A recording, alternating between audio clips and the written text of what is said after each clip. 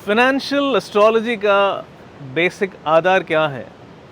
हम किस फिलॉसफी से हम वेल्थ क्रिएट करेंगे, ये हम बताएंगे इस वीडियो में। तो वेल्थ क्रिएशन जो होता है, क्या ये 2 या 3 साल के अंदर हो सकता है? कुछ लोग होते हैं जो सुबह शाम ट्रेड करते हैं मार्केट में, सुबह इन्वेस्ट किया, शाम को निकाल दिया। ओके, दोपहर को जैसे ही वो मार्केट 3:30 बजे पहुंचने वाला है, उसके पहले इन्वेस्ट कर दिया, फिर अगले दिन सुबह जाके निकाल दिया। डे ट्रेडिंग जो करते हैं, ओके, क्या ये सब करके हम वेल्थ क्रिएट कर सकते हैं? ये डे ट्रेडिंग करके जल्दबाजी में पैसे कमाने के, मतलब 5-6 महीने के अंदर, 1 साल के अंदर करने का, पैसा कमाने का, धन दौलत कमाने का ज़रिया नहीं है। वो हम हर किस नहीं बात करेंगे। तो ये बहुत इम्पॉर्टेंट बात है, इस बात को मैं क्लैरिफाई करना चाहता हूँ यहाँ पर। तो हम लोग फाइनेंशियल प्लानिंग जो एस्ट्रोलॉजी के ज़रिए से करने वाले हैं, एस्ट्रोलॉजिकल फाइनेंशियल प्लानिंग जो करने वाले हैं हम लोग फाइनेंशियल एस्ट्रोलॉजी में, ये एक वैल्यू क्रिएशन वाला मॉडल है जो लॉन्ग टर्म समय के ऊपर आपको वेल्थ क्रिएट करेगा। ये जो लॉन्ग टर्म समय जो है वो कितना समय हो सकता है, मैं इसके बारे में बात करने वाला हूँ। अच्छा, क्या इसका मतलब ये है कि सिर्फ 10 साल बाद, 12 साल बाद ही पैसा मिलेगा? नहीं, नॉट नेसेसरली। आप वेल्थ क्रिएशन अभी से देख पाएंगे। आप देख पाओगे कि 5 महीने के अंदर, 6 महीने के अंदर भी आपका वेल्थ जो है उसमें वृद्धि हो जाएगा, और आप अपने आँखों से देख पाओगे वो जो आपके धन दौलत में जो वृद्धि हो रहा है वो मार्केट के कंपैरिजन में डेफिनेटली ज़्यादा होगा।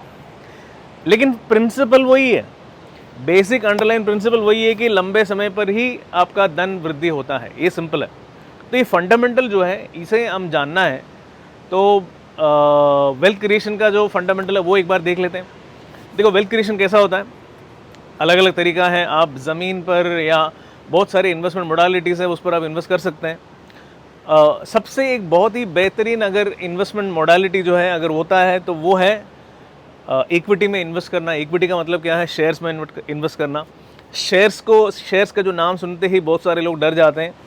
शेयर्स का मतलब क्या होता है? हम किसी कंपनी का बिजनेस पार्टनर बन रहे हैं। हम जब पैसे डालते हैं तो उनका एक बिजनेस का एक छोटा सा परसेंटेज हमें मिल जाता है। जब भी वो कंपनी का कुछ मुनाफा होता है तो उसमें से हमें कुछ मुनाफा होता है, और वो अमाउंट जो है वो धीरे धीरे बढ़ता जाता है, और वो एक समय पे बहुत बड़ा अमाउंट बन जाता है। वो हमारा एक तरीका है वेल्थ क्रिएट करने का। ओके, इक्विटी एक बहुत इंपॉर्टेंट तरीका है, और इसका बहुत सारे एग्जांपल्स हमारे सामने मौजूद हैं। बहुत सारे जो फाइनेंशियल एनालिस्ट जो होते हैं, या बहुत सारे फाइनेंशियल जो एडवाइसर्स होंगे, वो आपको बताए होंगे बहुत सारे एग्जांपल्स। उदाहरण के तौर पर अगर आप रिलायंस के जो शेयर्स हैं, 1977 में इसका सबसे पहली बार इसका शेयर्स अवेलेबल था। अगर आप उस पर 1 लाख रुपए अगर आप डाल दिए होते हैं, 1977 में 1 लाख रुपए अगर आप डाल दिए होते हैं, सिर्फ 1 लाख रुपए एक बार, 1977 में 1 लाख रुपया बहुत बड़ा अमाउंट था, राइट? लेकिन फिर भी उसके बावजूद अगर आपने 1 लाख रुपए अपने घर वर बेच के आपने अगर आप 1 लाख रुपए रिलायंस के शेयर्स में 1977 में डाल दिए होते हैं, तो आज उसका वैल्यू कितना होगा? इन्फ्लेशन को भी बीट करने के बाद में भी अगर आप देखेंगे तो आपका जो 1 लाख का जो वैल्यू जो है वो करोड़ों में होगा। कितना करोड़? ओके, कुछ कैलकुलेशन कहता है कि करीब 12 करोड़ होगा, कुछ लोग बोलते हैं कि करीब 20 करोड़ होगा। ठीक है, कहने का मतलब है कि 12 करोड़ भी कम अमाउंट नहीं है, राइट? 12 या 20। तो और भी एग्जाम्पल्स है, जैसे कि विप्रो है या एशियन पेंट्स हैं, बहुत सारे वेल्थ क्रिएटर्स रहे हैं इंडिया में। तो ये जो कंपनीज में ये वेल्थ क्रिएट कैसे होता है? सिंपल है।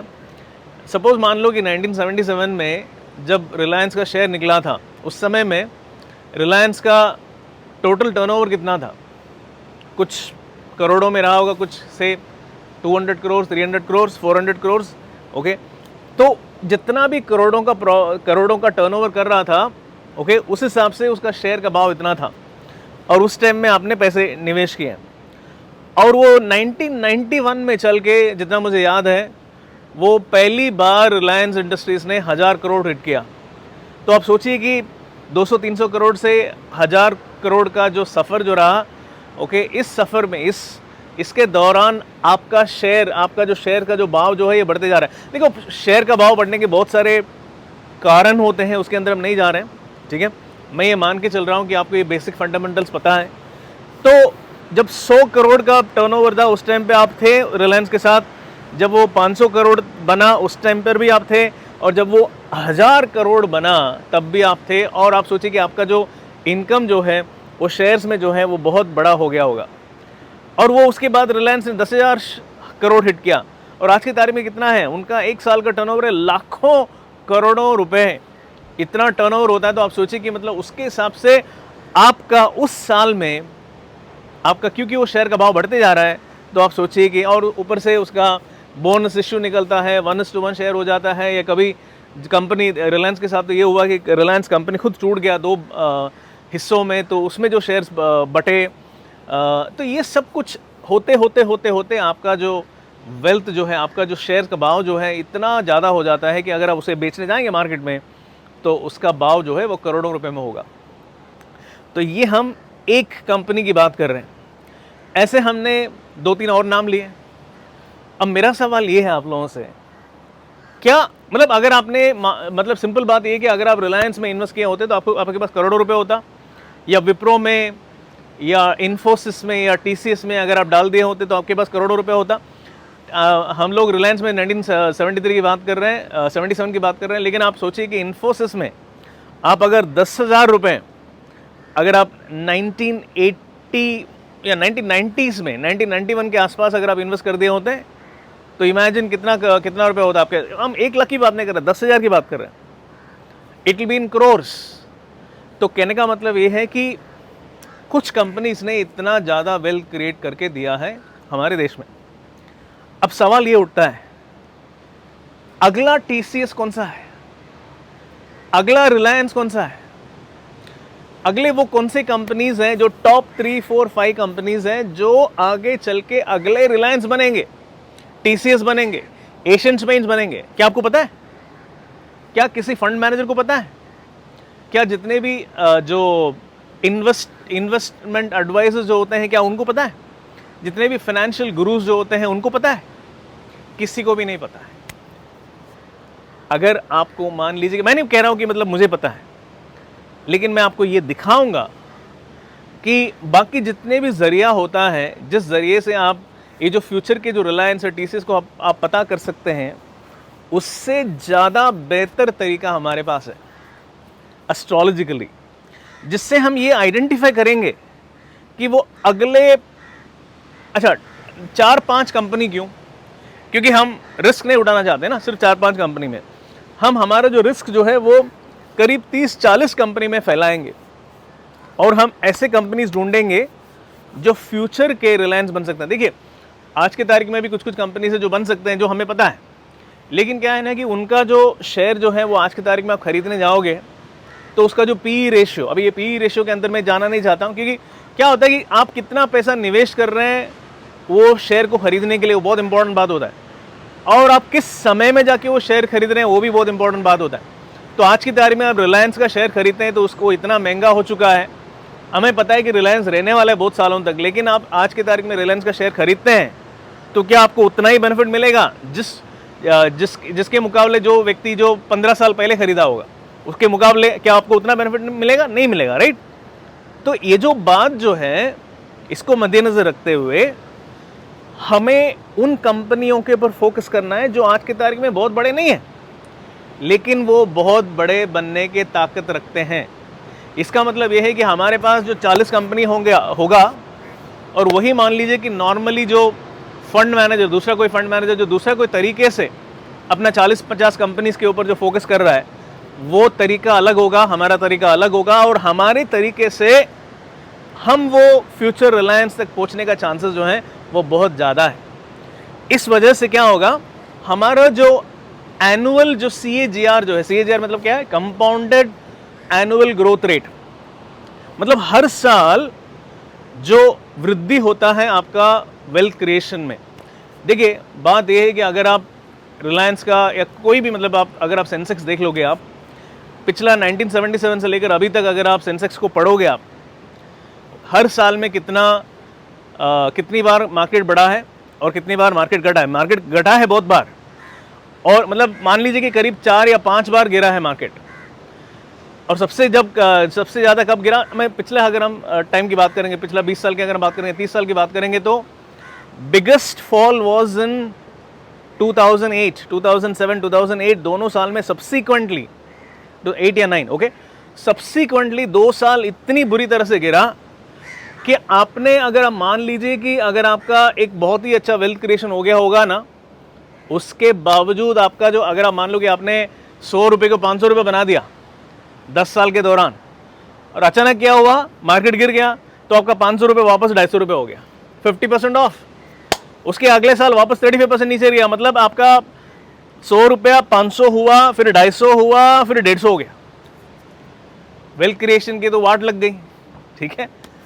तो ये जो हो रहा है, ये जो सिचुएशन है कि आगे चल के वो कौन सा टाइम है जहां पर हमारा वेल्थ क्रिएशन में रुकावट आ सकता है, इस चीज को भी हम लोग पहले से ही प्रेडिक्ट कर पाएंगे हम लोग, और वो है एस्ट्रोलॉजिकल वेल्थ क्रिएशन का मतलब, और वो है फाइनेंशियल एस्ट्रोलॉजी का मेन मुद्दा। तो हम लोग क्या करेंगे, हम लोग भी, जैसे कि देखो, जैसे मैं भी यही बात बता रहा हूं कि हम लोग 2 साल के अंदर करोड़ों रुपए नहीं कमा सकते, इट्स नॉट पॉसिबल। हाँ, हम लोग ये ज़रूर कोशिश करेंगे कि हम एनुअल मतलब CAGR जो है वो हमारा ज़्यादा मिले हर साल, ये हमारा बिल्कुल प्रयत्न होगा, हमारा कोशिश यही होगा। और ये मैं आपको बता सकता हूँ कि जितना मैंने अपना पर्सनल लेवल पे मैंने जो किया है, वेल्थ क्रिएशन जो मैं कर रहा हूँ, अपना जो पर्सनल इन्वेस्टिंग जो कर रहा हूँ, उसमें मैंने देखा है कि I have been consistently for in my own portfolio में, अपना खुद का जो पोर्टफोलियो जो क्रिएट किया हूँ मैं, उसमें मैं कंसिस्टेंटली मार्केट को बीट करते हुए चल रहा हूँ, कभी 5%, कभी 10%, कभी 12% के आसपास भी, ओके। कम से कम अगर मार्केट 15% दे रहे हैं तो मैं 20% तो अपने पर्सनल इन्वेस्टमेंट में मैं कर पा रहा हूँ मैं। तो आप सोचिए कि ये जो 5% जो है, ये कंपाउंड जब होगा, extra 5% compounding CAGR for 10 years period, it will be huge amount of difference. जो आप नॉर्मल फाइनेंशियल प्लानिंग करेंगे या एस्ट्रोलॉजी के दौरान जो फाइनेंशियल प्लानिंग करेंगे, उसमें बहुत फ़र्क होगा। ये सबसे पहला और सबसे इंपॉर्टेंट बात है ये, ओके। दूसरा, हम लोग प्रेडिक्ट कर पाएंगे कब चल के वो मार्केट गिरने वाला है।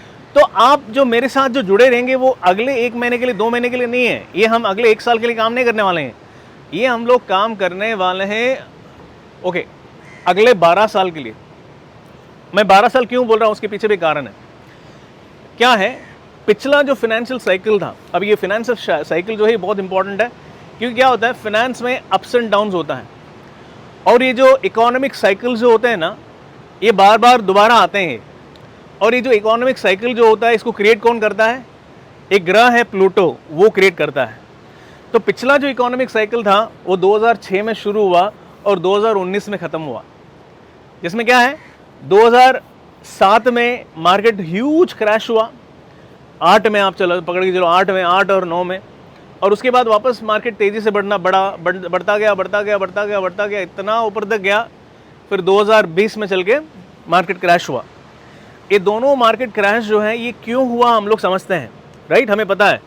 पहला जो है वो रिसेशन था, वो इकोनॉमिक मेल्टडाउन था, US में शुरू हुआ।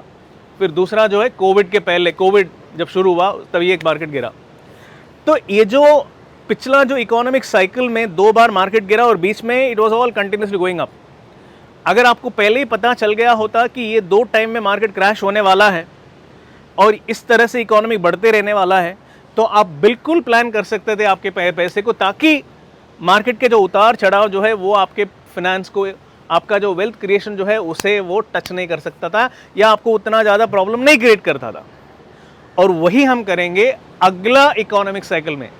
अभी जो अगला इकोनॉमिक साइकिल है, कब से कब तक है, 2022 से लेकर 2036 तक, ओके। या मतलब ये 14 साल का पीरियड है। इसको मैं अगर थोड़ा कम करता हूँ तो 2022 टू 2034, हम 34 पकड़ के चलते हैं हम लोग, ओके, क्योंकि उसमें 2 मेजर प्लैनेट्स इन्वॉल्व है, 2034 यानी 12 साल। ये 12 साल का हमारा टारगेट पीरियड है जब हम वेल्थ क्रिएशन करेंगे, ओके। इसके दौरान हम लोग प्रेडिक्ट भी करेंगे कि इस टाइम में चल के मार्केट अटकेगा और इस टाइम में गिरेगा और इस टाइम में वापस उड़ना, ऊपर आना शुरू होगा, इस टाइम में उड़ेगा और यहाँ पर जाके प्लेटी हो जाएगा, फिर वापस गिरेगा, ओके। ये पूरा का पूरा जो जो जर्नी है ये आप लोगों के साथ मैं करूंगा और आप लोग मेरे साथ करेंगे। ओके, तो अब जब हम बात कर रहे हैं अब ये बहुत ही सुपर मौका है। देखो एक बात सिंपल है, वेल्थ क्रिएशन ओवरनाइट नहीं होता है। अगर आपको कोई भी बताता है कि आप एक साल में करोड़ों रुपए कमा सकते हैं, तो आप उनके बातों में मत आइए, ऐसा कुछ पॉसिबिलिटी है ही नहीं, राइट। ये आप लोग सब जानते ही हैं, अगर आप इंटेलिजेंट इन्वेस्टर है तो आप जानते ही होंगे। तो मार्केट फोर्सेस कैसे जाने वाले इसको प्रेडिक्ट करके इसे आप एक थर्ड फैक्टर को रख के अगर आप प्रेडिक्ट कर सकते हैं, तो आपका जो वेल्थ क्रिएशन जो है वो बेहतर तरीके से होगा। और वही मकसद है हमारा ये फाइनेंशियल एस्ट्रोलॉजी का। तो मेरे साथ जुड़े रहिए और हम ये जर्नी को हम साथ में करेंगे और साथ में रहेंगे अंत तक।